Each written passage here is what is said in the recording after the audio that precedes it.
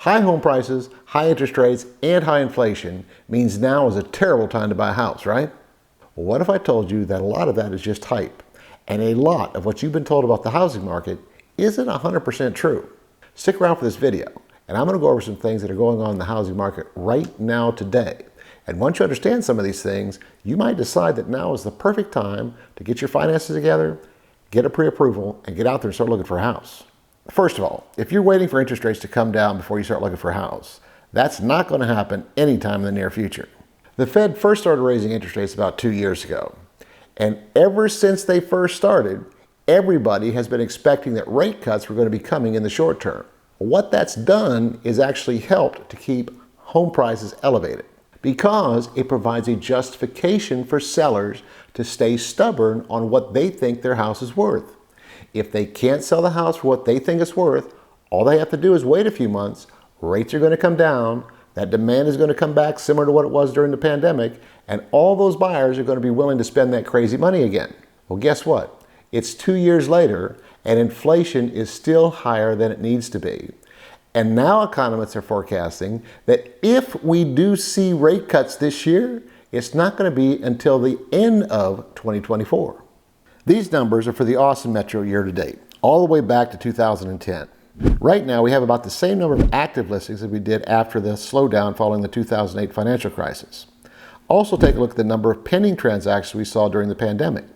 Back then, there were nearly 3 times as many homes under contract as there were available for sale. Compare that to today, where there are 4 times more houses available for sale than there are in the contract. What this means is that if you're a buyer, there are a lot more houses that you're going to have available to choose from. And if you're a seller, what this means is there's going to be a lot more pressure to reduce your price to what the market is willing to pay for it if you really want to sell it and not let it set unsold for another year. Also remember that a lot of the houses that are currently under contract are new construction. So any seller out there trying to sell a resale home actually has a lot more competition and a lot more price pressure than what those numbers suggest. Another thing about all these active listings is that there is a larger percentage of them listed for under $300,000. That price range is usually targeted by first-time home buyers and investors who are looking to flip the house. But check this out. Austin is now the least favorable city in the country for investors to make money flipping houses. In fact, the average flipper in the Austin Metro is writing off a 4% loss. So if there are more homes available for sale, more pressure on sellers to price their houses realistically, more homes listed for under $300,000, and less investor activity, are you beginning to see why I'm suggesting that now is actually a good time for you to maybe consider starting your search again? If you do choose to do that, one of your biggest challenges is going to be determining true market value for any house you might be interested in, especially if you have been ignoring the home value declines that have already happened and are expecting some kind of major price correction out there in the future. This is the Appraisal District's assessment of value for a house in Round Rock. This house was purchased in 2017 for $260,000. Now imagine you own this house and you got that 2022 statement which said your house was now worth twice as much as you paid for it. If that were you, wouldn't you want to sell it for the $550,000? Well, you might have been able to do that in 2022, but this house wasn't actually listed until early 2023, and the original list price was $490,000. It's been on the market for over a year, and the price has now been reduced to $435,000. It's important to note that this house is vacant. Just for a moment, put yourself in that seller's shoes. You've been trying to sell the house for over a year.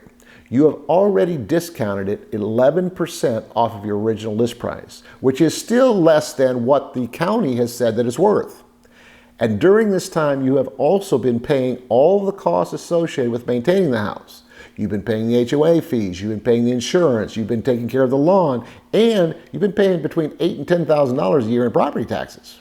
After all of that, do you think a seller like this might be open to the idea of considering an offer less than that current $435,000? Of course, if you're the potential buyer, you would need to be able to determine whether that $435,000 is close to actual market value.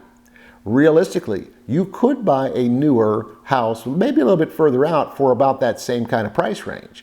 But maybe The combination of location, the school district, or other amenities might make that house in Round Rock attractive in the low 400s. But remember, you're never going to know about opportunities like this unless you hire somebody like me and get out there and looking to see what's available. Now, if you like this video, you might want to check out this one, where I go over some of the mistakes that people make that keep them renters a lot longer than they need to be. And don't forget to subscribe to my channel and ring the bell. That way you'll get a notification every time I post a new video.